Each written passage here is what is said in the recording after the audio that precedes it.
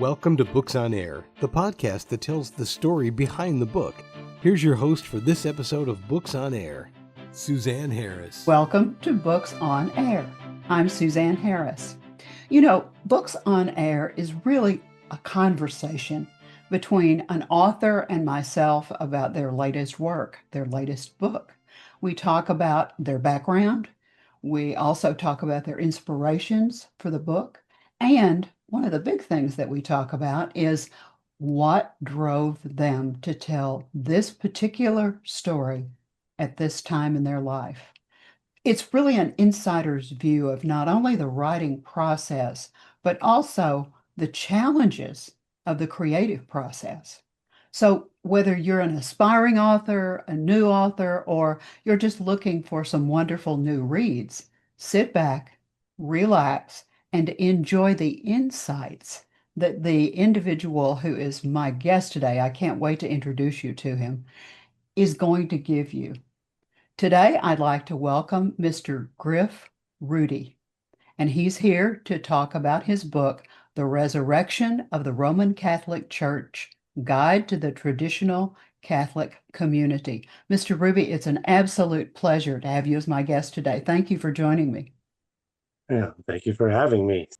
They Okay. always say that you shouldn't judge a book by its cover. However, a book, the cover is very important because that's the very first thing that the reader sees. I'm intrigued by the cover of your book. Tell me a little bit about how that originated, where that came from. Well, I had a different idea for the cover, but when you try to get a book published, you discover that they have to work with specific artwork. And so I put a resurrection. Well, they chose something. I said, that'll do. I hate to say that, but that's kind of all there was. This is a time where, well, let me broaden the picture out. If you're Catholic of about certainly my age, I'm not going to guess what yours is, but mine is late Thank you.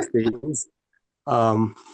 I was a kid when all this stuff was happening. Now, I wasn't a Catholic, so I actually missed most of it.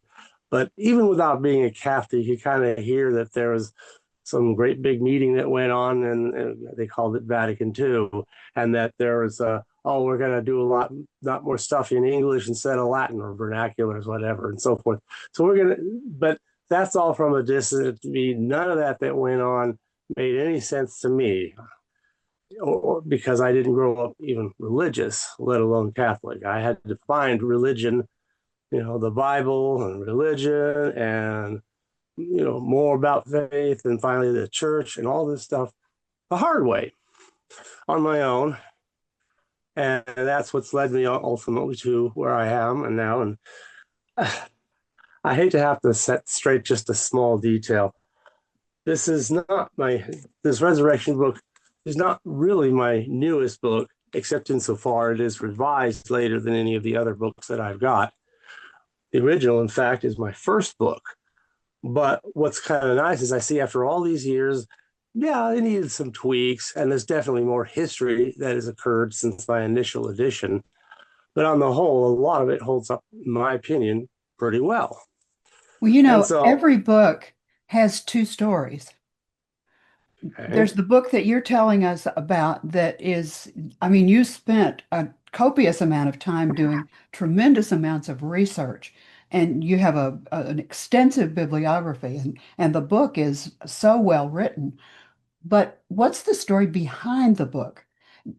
Did the event that you just described, was that the real reason that you wrote the book, or was there some other reason that prompted you? Well, I wasn't around for that. So, like I said, this has really been, as I've learned and grown and so forth, I wanted to understand why it wasn't like that anymore. And one day I had a correspondent in 1991, and I went up to Spokane to meet this person, and who pointed me up the hill in Spokane to a place they call Mount St. Michael. And up in there, they've got a full-blown traditional Catholic church with an attached school with everything from kindergarten through high school. And it's and I think at least part of a seminary and just other stuff like that, a convent.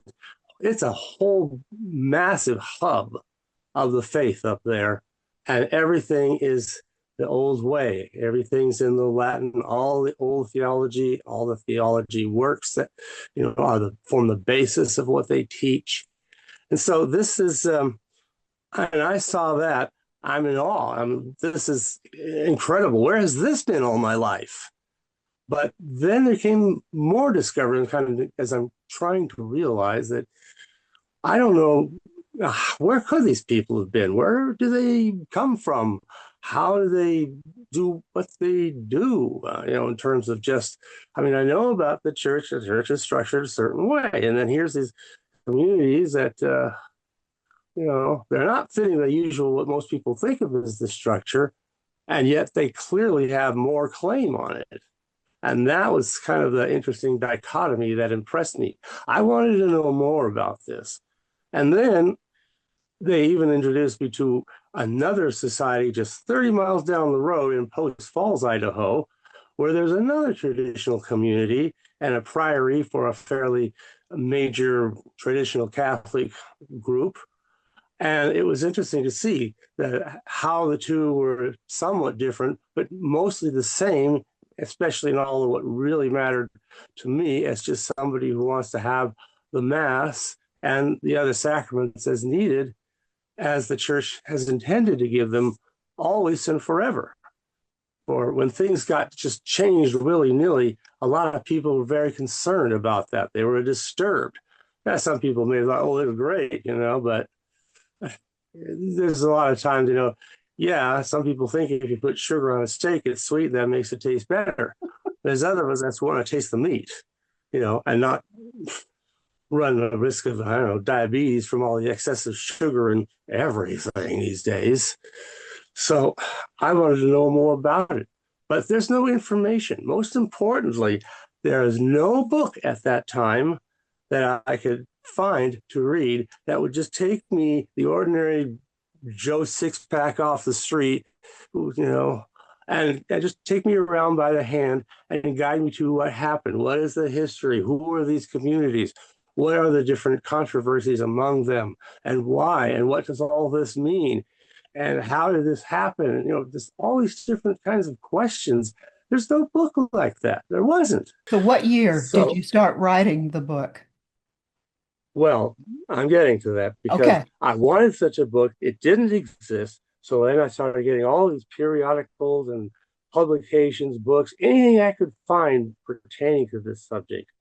That bibliography gives you a taste of some of what I read. I also started traveling and interviewing with different people and so forth, and spoke with others on the phone. And I really talked to a lot of people, learned a lot, picked up all these pieces. And this was a huge commitment. Yeah. So I wanted to know it. First of all, it was just to have the information that I wish I could have just picked up in a book, and there it all is. Ain't that great?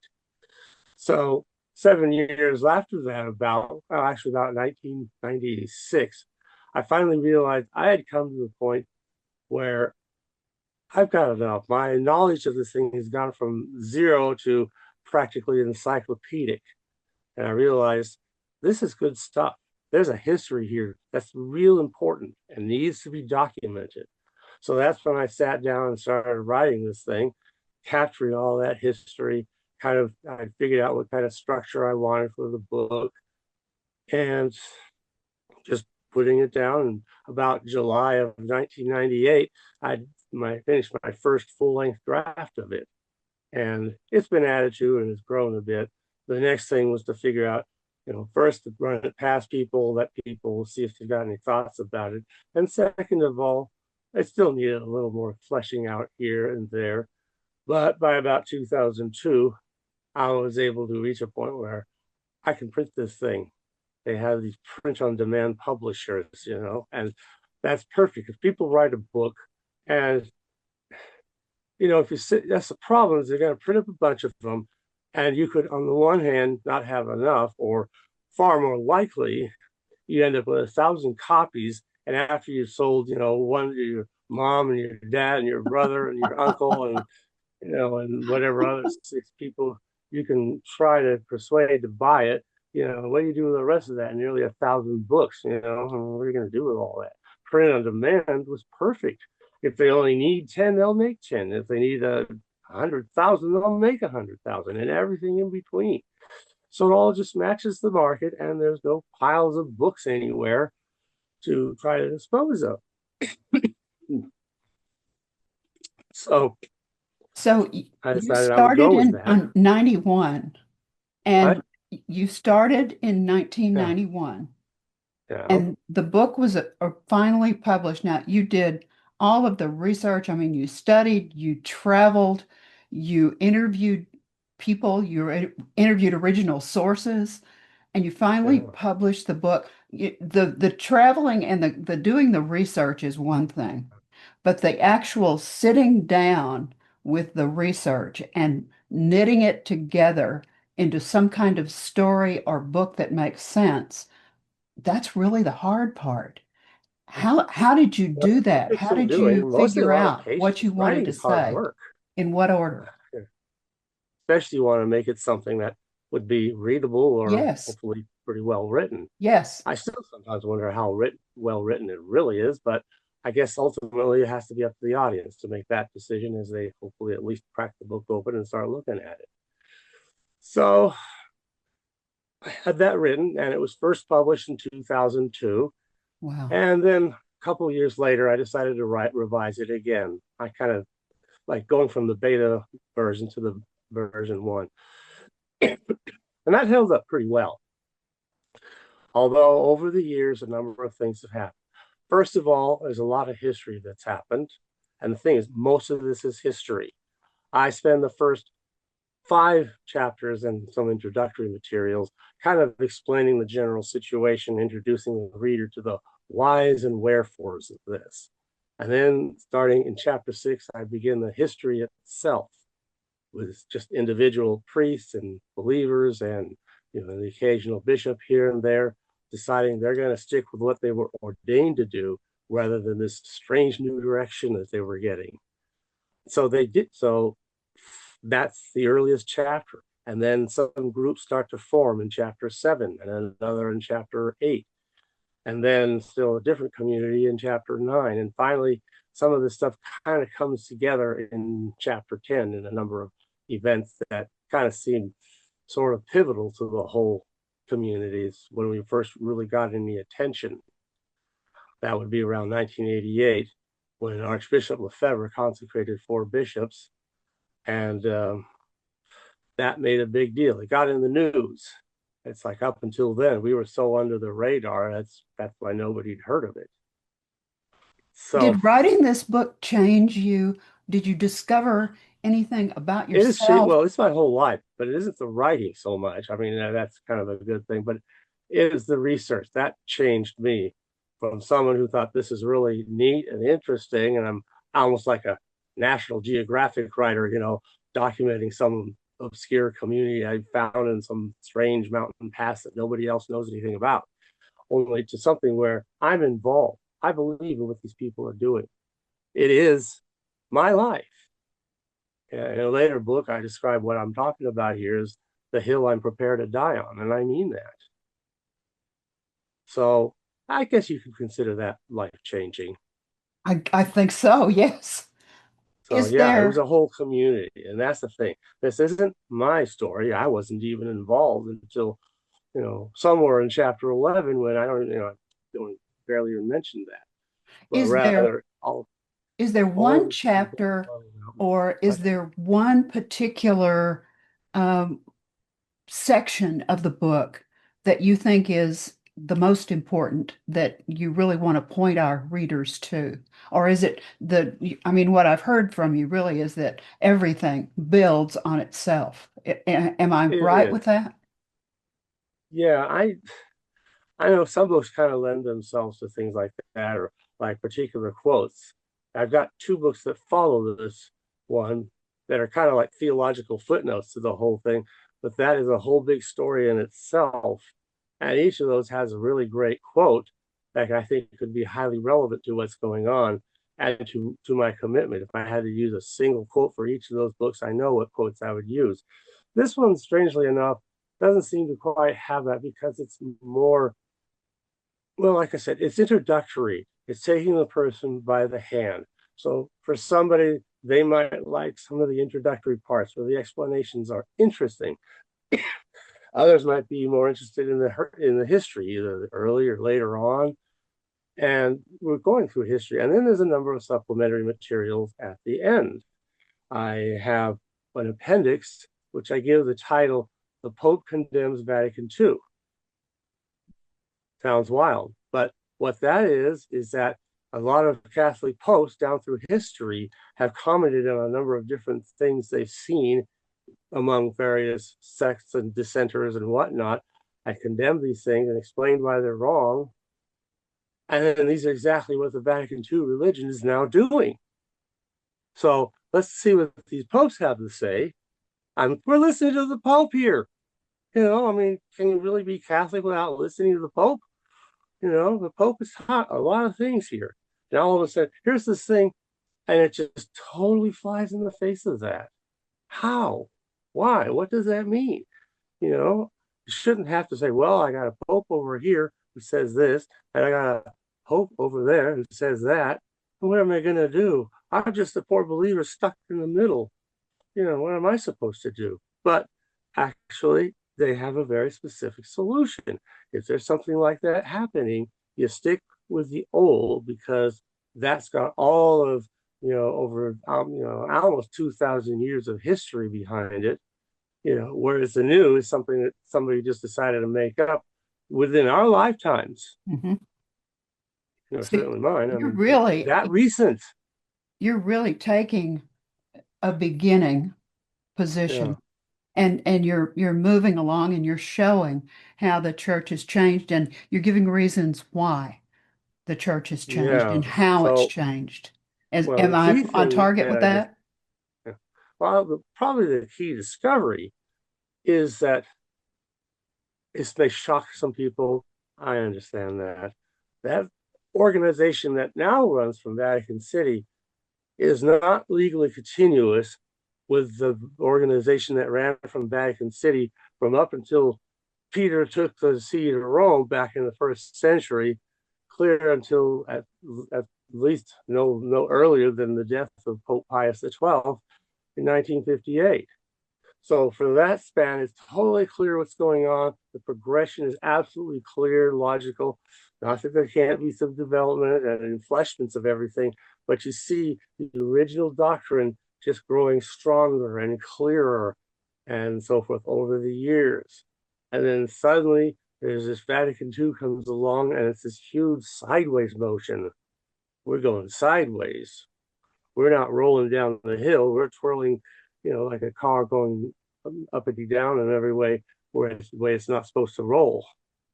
You know, I And know that how I did hear that this, and happen? I know that our And listeners, what the viewers hear shocking that as part well. is that I hear your the only passion. reason that they I can really hear do your that, passion.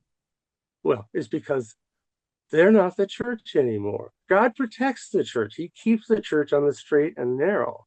And as I demonstrate in particular, the traditional community, or sometimes I describe it as movement, it has advantages and disadvantages using that word. Um, that's where God has actually kept those protections in place. And to me, that's a modern day miracle that we watch it just continuing and continuing year after year, while the folks there in the Vatican City organization and all these things they took over, they just get crazier and crazier and crazier. I mean, you got popes saying, well, who am I to judge homosexuality? Or it's okay if people shack up and we give them the Eucharist anyway. And that was the previous guy they had.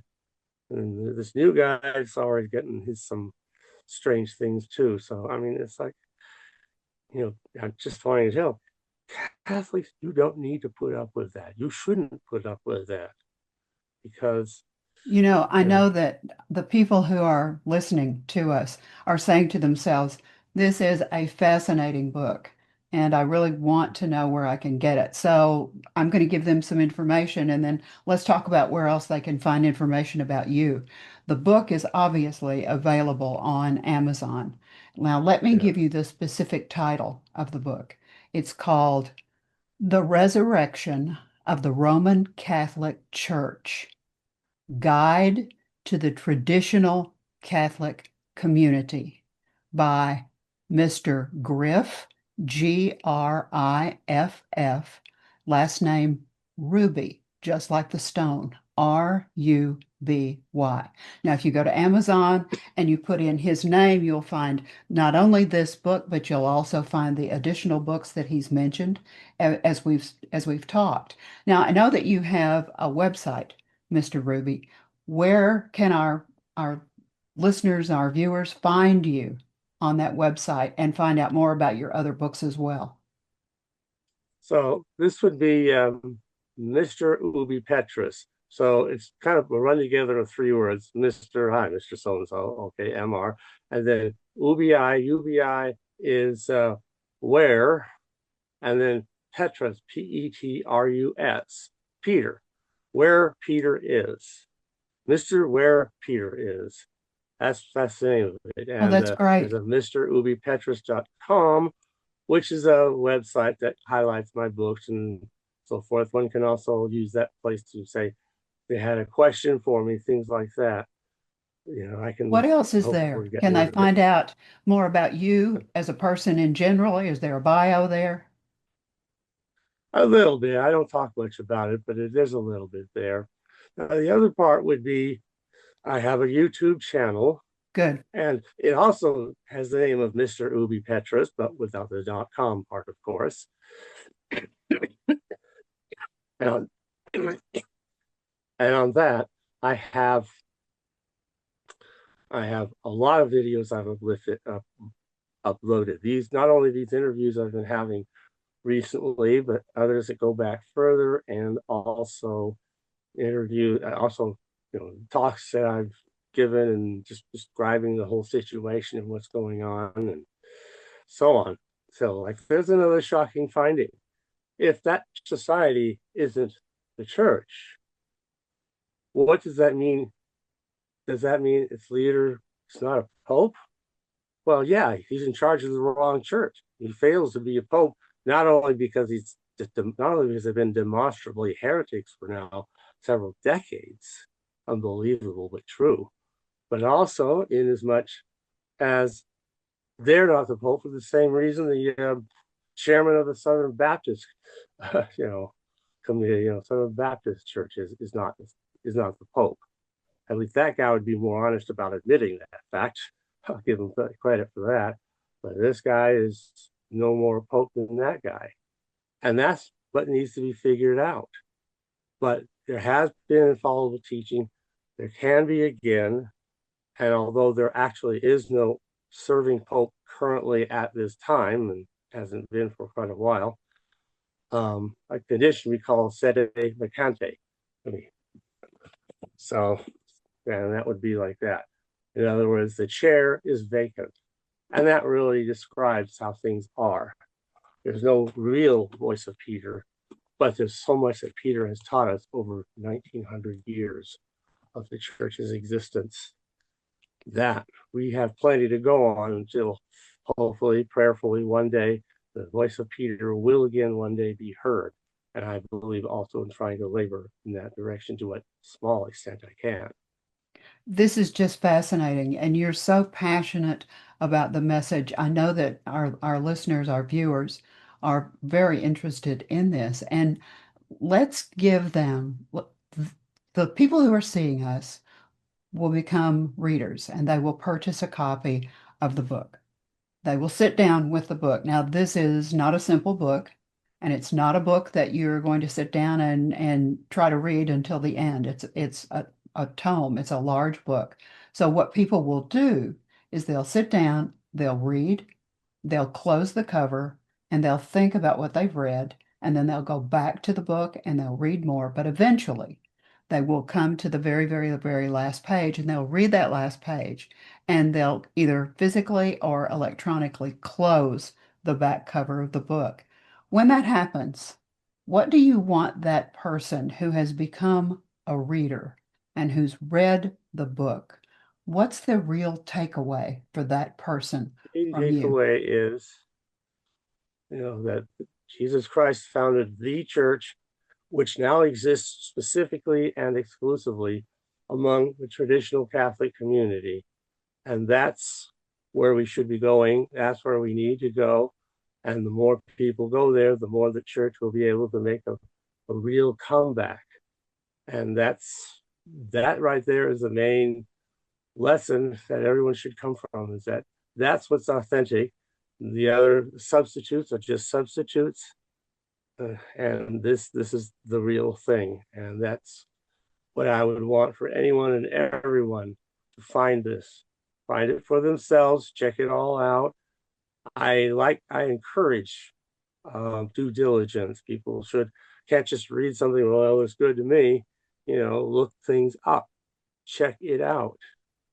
I mean, there's a reason why what passes for Catholic today looks far more like an Episcopalian or Methodist church when you go in there, just the whole atmosphere of the place. Whereas our traditional Catholic churches are what every Catholic church in the whole wide world looked like only 70 years ago. And or 170 or 570 or 1,070, it was the same atmosphere. There was reverence. There was a real sense of sacrament going on. There was, people spoke in hushed tones, if at all, because this was something very holy, and the place was holy because the Blessed Sacrament would be there, and the light burns for it before it always, and this is a holy place. And you go into new places, a Lutheran church, or what they call themselves Catholic. It's what it says on the sign out front, but it just isn't. I'll call it Saint Miscellaneous, because it doesn't matter anymore, what name it takes. They're all the same difference from the real thing. And so if you do that, you see this incredible difference. And I can only just try to describe it, the purpose, the history, the groups, the communities, and yes, even the questions that is sometimes set Catholic against Catholic, because there are very tough questions. And I don't think anybody got all the answers. I think some people have more than others, but I think, we're all struggling, but we're all we know what we need to do, even if we're not totally sure how to explain ourselves. And I think that, to me, is the one thing that unites the traditional Catholics until we have a real Pope ready to say, here we are, this is us. It's been such an instructive... That's the main thing, is that we are the church. It's been such an enlightening and instructive interview and conversation with you today. I want to thank you so very much for being my guest. It's been enlightening. That's the only word that I can think of to use. Thank you so much for being on Books on Air today, Mr. Ruby. Again, thank you for having me. We'd like to thank you for joining us, and remember, you can find Mr. Griff Ruby's book. The title again is The Resurrection of the Roman Catholic Church, Guide to the Traditional Catholic Community, on Amazon. We hope to see you again next time, and until we do, remember, keep reading, keep writing, and keep telling your own stories. Take care until we see you again.